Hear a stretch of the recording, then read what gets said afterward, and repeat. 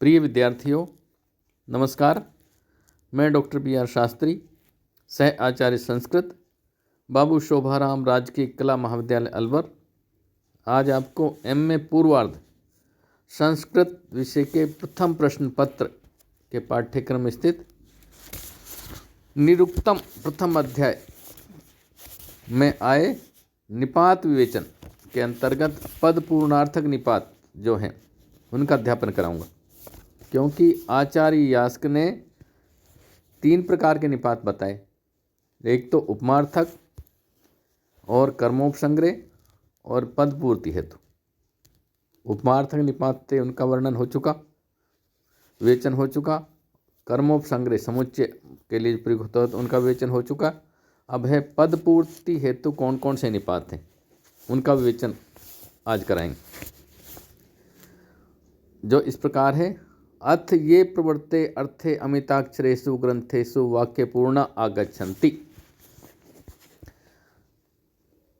जो निपात गद्य ग्रंथों में वाक्य पूर्ति हेतु आते हैं, पद पूर्णास्ते मिताक्षरेषु अनर्थका, और वही ग्रंथ पद्य ग्रंथों में पद पूर्ति हेतु आते हैं, अनर्थक होते हैं। वही अनर्थक निपात पद्य ग्रंथों में वाक्य पूर्ति हेतु आते हैं, जैसे कम, ईम, इत, उ, इति। ये 4 निपात हैं आचार्य दिए, कम, ईम, इत और उ, इनका वर्णन दिया, यहाँ 4 का दिया है।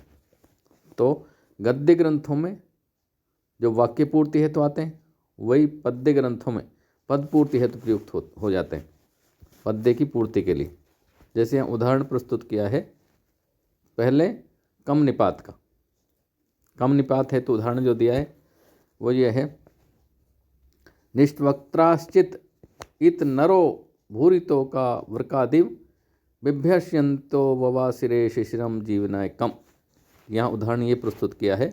इसमें शब्दार्थ जो आए हैं, निहित्वक्त्राशा अर्थात वस्त्र रहित, चित इत ही नर मनुष्य, भूरितो का अधिक संतानों वाले, वृकातिव मानो भेड़िए से, जैसे भेड़िए से डरते, भेड़िए का समान,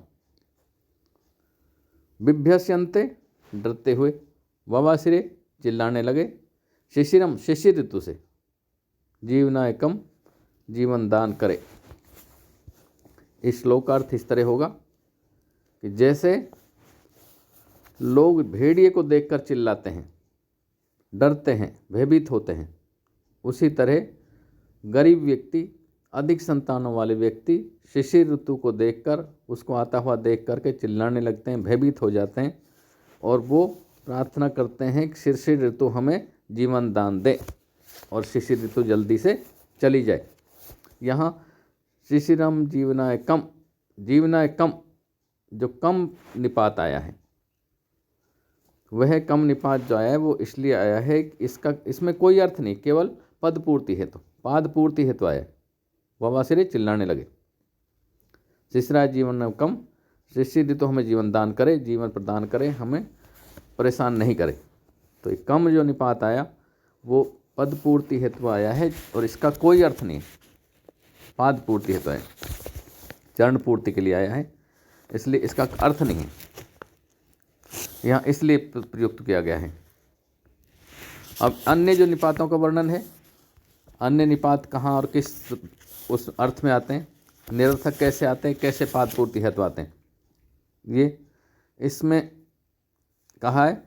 शिशिरम जीवनाय शिशिरम सुनोति शमनाते वा। शिशिर ऋतु जीवन के लिए है। शिशिर शब्द श्री अथवा शम धातु से बना है, तो शिशिर ऋतु का निर्वचन दिया है कि शिशिर ऋतु कैसे बनेगा, तो ये दिया है शिशिरम शृणाते शम वा। शिशिर ऋतु या तो श्री धातु से बनेगा या शम धातु से, शम मारना, इस धातु से बनेगा। और 32 का 2 है, अमेनम सृजता सुते, आसृजत एनम सुते। यहाँ जो 2 नंबर जो दिया है, अमेनम सृजता सुते, इसमें ईम निपात का वर्णन है। ईम निपात है जो निरर्थक है, पाद पूर्ति के लिए आए। तो अमेनम सृतास्तुते, छान लिए जाने पर इस सोम रस को बहने दो। यहाँ पर जो ईम का प्रयोग हुआ वो पद पूर्ति हेतु ही हुआ है, केवल पद पूर्ति के लिए आया है। और जो दूसरा था तमिद वर्धंतु नो गिरह, इसमें इत निपात का वर्णन, तमिद वर्धंतु नो गिरह, उससे हमारी स्तुतियाँ बढ़ावें। तो यहाँ जो इत निपात आया है, इत निपात का जो प्रयोग हुआ है वो पद पूर्ति हेतु ही किया गया है। और अगला जो उदाहरण था अयम ऊते समतसी, अयम ऊते समतसी, यह भी वे सोम है जिस पर तुम गिरते हो। यहाँ पर जो ऊ निपात आया है, इसमें अयम ऊते समतसी, यहाँ ऊ निपात का प्रयोग हुआ है, वो पाद पूर्ति के लिए किया गया, केवल पाद पूर्ति के लिए यहाँ ऊ आया है। और अगला जो निपात है इव, इसके लिए जो उदाहरण दिया इव के लिए, यो अपि दृश्यन्ते सविदुरिव सुविज्ञायते इव, इसमें सविदुरिव उन्होंने जाना और सुविज्ञायते इव वे अच्छी तरह से जानते हैं। इन दोनों स्थलों का पर प्रयोग जो इव का हुआ है वो पाद पूर्ति के लिए हुआ है, चरण पूर्ति के लिए हुआ है यहाँ। तो इस तरह इन निपातों को प्रयोग हुआ है।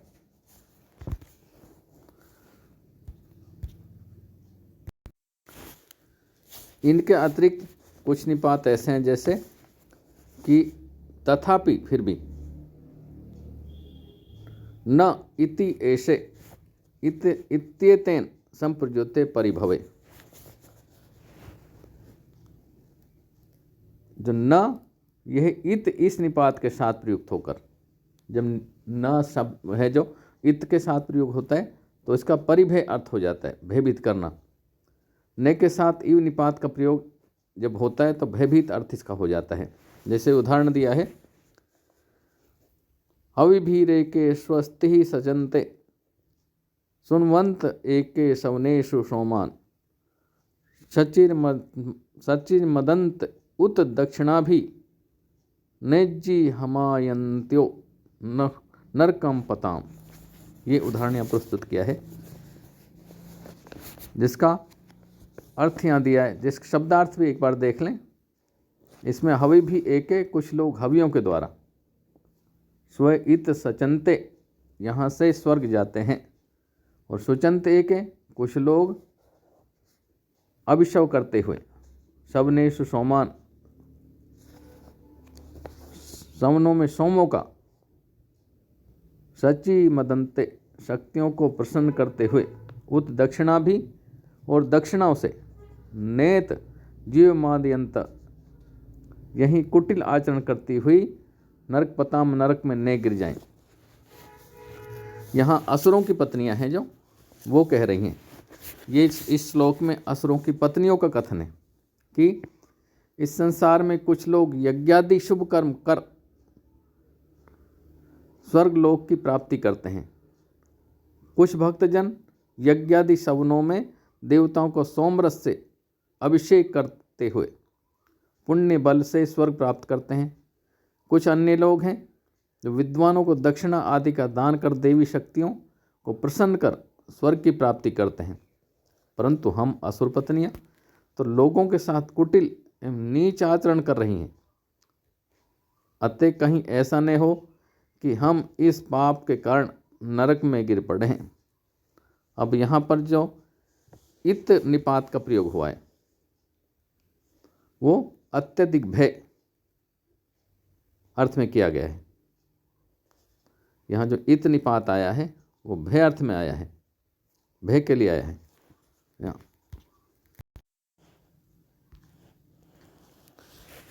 यहाँ जो नरक शब्द आया था उसका निर्वचन करते हुए यहाँ ये कहा गया है कि नरक का निर्वचन भी साथ के साथ किया गया है।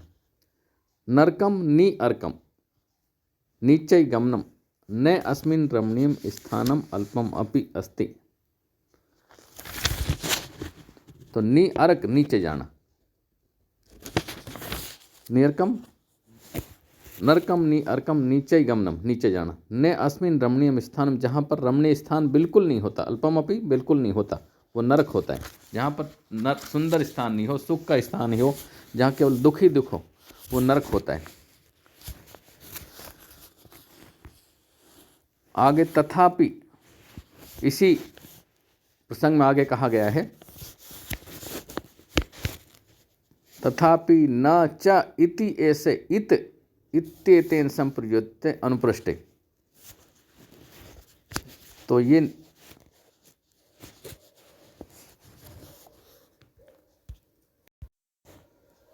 तथापि न च इति ऐसे, इसी प्रकार अनुप्रश्न पुनः पूछना,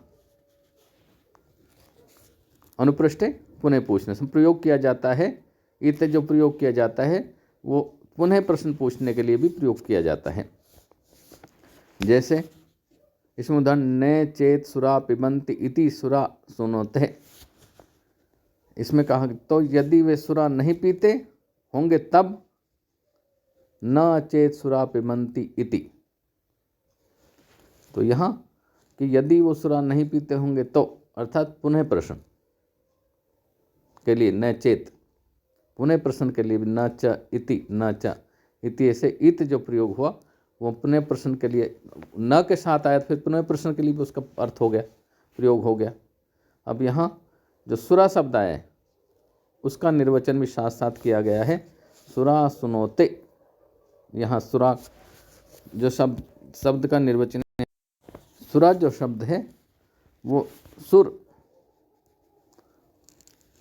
सु धातु अर्थात चुआना अर्थ में प्रयुक्त हुई है, जो उससे बना है। सुरा सु धातु से बना है, चुआना अर्थ में सुरा शब्द।